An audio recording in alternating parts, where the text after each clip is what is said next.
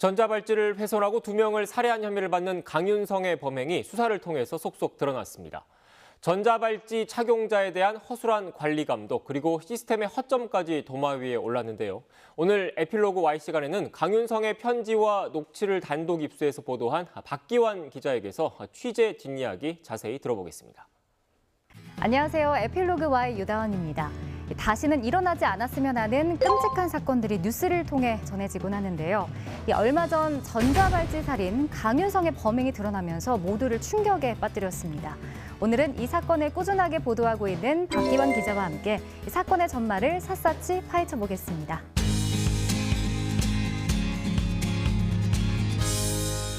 네, 기자님 어서 오세요. 안녕하세요. 네, 우리 박기환 기자 오랜만에 에필로그 Y 찾아주셨습니다. 근데 기분 좋은 소식은 아니고 조금 무거운 소식인데요. 강윤성이죠. 이제 여성 2명을 살해한 또 전자발찌를 끊었던 강윤성이 검찰로 송치가 됐습니다. 먼저 이번 사건을 좀 정리를 해주신다면요. 지난달 29일에 이제 송파경찰서로 강윤성이 직접 차를 몰고 나타나서 자수를 합니다. 자기가 여성 2명을 살해했다라고 자수를 했는데 이 사람에 대해서 좀 범죄 경력을 훑어봤더니 전과만 14범, 그러니까 이제 거기다 형사처벌로 실제 징역형을 산 것도 8번이나 됐었고요. 그리고 이제 알고 보니 이 사람이 전자발찌를 끊고 도주 중이었다는 거였죠. 네, 이번에 단독으로 보도해 주신 내용을 보니까 이제 강윤성이 쓴 편지도 있었고 녹취 내용이 있었거든요. 이거는 제보를 누가 해주신 건가요? 네, 일단 처음에 저한테 메일이 한 통 들어왔는데요. 이 사람에 대해서 나는 교도소에서 만난 적이 있던 사람인데 이 사람에 대해서 내가 갖고 있는 자료가 있다. 혹시 이야기를 좀 나눠보고 싶다라고 메일을 주셔서 저도 좀 깜짝 놀라서 바로 연락을 드렸고 알고 봤더니 교도소에서 함께 수강 강의를 하셨던 선생님이셨고 이제 그 이후에도 통화를 몇 번 하시고 그러면서 이제 책을 쓰는 과정에서 편지도 주고받고 했던 모양이더라고요. 이번에 취재하시면서 리포트에는 공개가 안 됐는데 우리 박 기자가 진짜 깜짝 놀랐다는 그런 녹취 내용이 있었다고 들었어요. 그게 무슨 내용인가요? 깜짝 놀라는 것보다도 자기 자신을 이제 교도소에서 출소한 직후에 현실과 맞닥뜨린 다음에 자기가 마치 하나원에 들어와 있는 탈북자 같은 느낌이다라고 이야기를 했습니다. 그럼 무슨 의미예요? 그러니까 정말 자기가 북한에서 넘어온 것처럼 아무것도 모르는 상황에서 이 사회에 부딪히니까 너무 막막하고 많은 사람들의 차별과 질시에 지금 자기는 시달리고 있다. 그러면서 바로 그 다음에 이어간 이야기가 보도가 됐던 물질 만능주의와 자본주의가 날 이렇게 만들었다는 식으로 언급을 합니다. 좀 이율배반적이긴 하지만 그 녹취 속에서도 물질 만능주의에 대해서 그렇게 비판을 하면서 또 한편으로는 자기가 얼마나 잘 살았는지, 얼마나 돈을 많이 썼는지에 대해서 이야기를 하면서 좀 특이한 성향을 보였다고 좀 분석됐습니다. 그러니까 들어보니까 왜 과시하려는 면이 좀 있었던 것 같아요. 그래서 포토라인 섰을 때도 취재진을 향해서 욕설도 하고 발길질을 했었잖아요. 이 전문가들은 이런 심리 상태나 태도에 대해서 뭐라고 안 하던가요? 네, 일단 전체적으로 보자면 한 가지로 모아질 수 있겠는데요. 반사회적 인격장애니까 사이코패스라고 모두들 판단을 하시더라고요.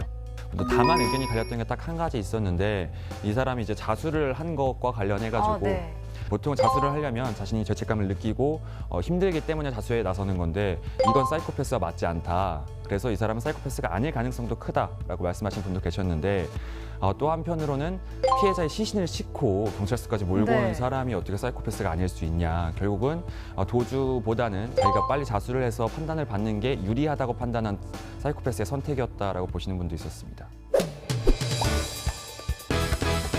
과거에 충격적이었던 강력범죄 사건을 보면 이제 신상을 공개하게 되잖아요. 근데 피해자 강윤성도 신상이 공개됐습니다. 이게 좀 계획적인 범죄였기 때문에 이렇게 공개가 된 건가요? 이 신상 공개에 대해서는 원칙이 명확하게 정해져 있는데요. 범죄의 잔혹성 그리고 이 결과가 얼마나 중대한 결과를 만들어냈는지 그리고 또 하나는 이 사람이 사실 피해자에 대해서 저희가 무죄 추정을 어쨌든 해야 되기 때문에 공개를 할 만큼 명확한 증거들이 모여 있는지 그리고 또 하나가 범죄 예방 효과라든가 공공의 이익에 도움이 될 만한 사안인지가 좀 검토가 된 건데 강윤성 같은 경우에는 사실 자수를 했기 때문에 CCTV 증거도 충분히 많이 있었고 또 하나는 공공의 이익과 범죄 예방 효과라고 판단을 한 것 같습니다. 보통 근데 기자분들이 이제 취재를 하고 나서 우려를 하는 부분이 피의사실 공표죄입니다. 근데 이런 것들은 이번에 성립이 되지 않은 건가요? 피의사실 공표죄는 늘 항상 존재하고요. 이거에 대해서는 우려가 늘 있는데 심지어 이제 이 사람이 범인이 맞다고 하더라도 인권 침해가 될 수 있는 사안이긴 하죠. 다만 이번 사안에 대해서는 스스로 모두 자백한 상황이었고 그리고 증거도 명백했고 사실 저희 언론사 내부에서도 판단했을 때 당연히 공공에 이걸 알려서 이런 악독한 사람에 대해서 지탄을 받는 게 마땅하다라고 판단했기 때문에 보도를 이렇게 좀 상세하게 하게 된 것 같습니다. 그럼 이런 것들 보도할 때도 어느 정도까지 이야기를 해야 되는지 그런 정도를 좀 정하는 건 어렵지 않나요? 어떤가요? 네, 저희도 뭐 늘 고민을 하는 상황이긴 한데 특히 뭐 범행 방법이라든가 뭐 흉기의 뭐 종류라든가 아니면 피해자가 얼마나 뭐 심하게 범행을 당했는지 이런 거에 대해서는 저희가 구체적으로 보도하지 않는 게 저희끼리의 원칙이고요. 뭐 악영향도 있겠지만 사실 모방 범죄라는 것도 네. 우려되는 것도 사실입니다. 이번에 이제 이 사건이 충격적이었던 게 이미 전자발찌를 차고 있었는데 이제 그걸 끊고 두 번째 살인을 했던 겁니다. 사실 전자발찌가 그렇기 때문에 이게 좀 무용지물이 아닌가라는 의견이 계속해서 나와 있었어요.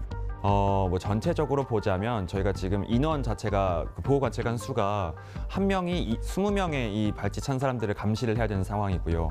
통합관제소도 서울이랑 대전 두 곳밖에 없어서 사실상 그 시간과 격차에 좀 차이가 있고 또 절단하고 도주하기도 용이하다라는 게 이미 판정이 된 상태죠. 네.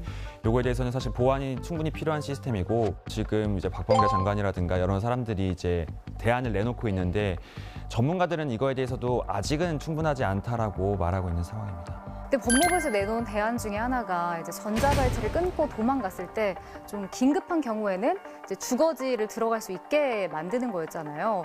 근데 이런 것들이 좀 실효성이 있는 건가요? 그 법무부에서 발표했던 이제 수색영장 수색할 수 있는 권한을 주겠다. 이거 굉장히 큰 거라고 저는 생각을 하고요.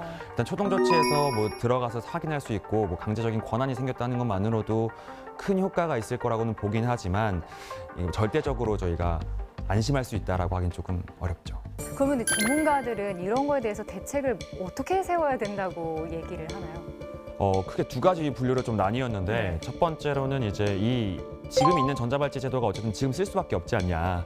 그러니까 이거에 대해서 인력을 좀 강화하고 결국은 감시를 철저하게 하는 수밖에 없다. 관제소를 좀 늘리고 뭐 위기경보 시스템이라든가 경찰이나 지자체와의 협력도 좀 늘려나가야 된다라는 안이 첫 번째로 있었고요. 두 번째로는 사실 전자발찌 자체로는 우리가 해결할 수 없다라는 의견이 사실 굉장히 많았는데요.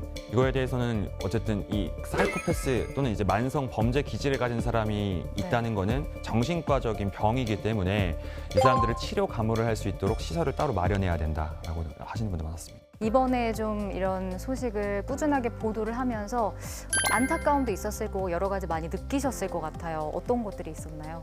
초동 대처가 있었다면 2차 범행을 막을 수 있었을 텐데 뭐 1차 범행도 사실 막을 수 있었다는 이야기도 많지만 그것만으로는 어려웠을 거고요. 그리고 두 번째로는 이렇게 다중전과를 가진 사람들이 어떻게 고쳐지지 않고 지금까지 계속 활동을 할 수 있게 만들었을까.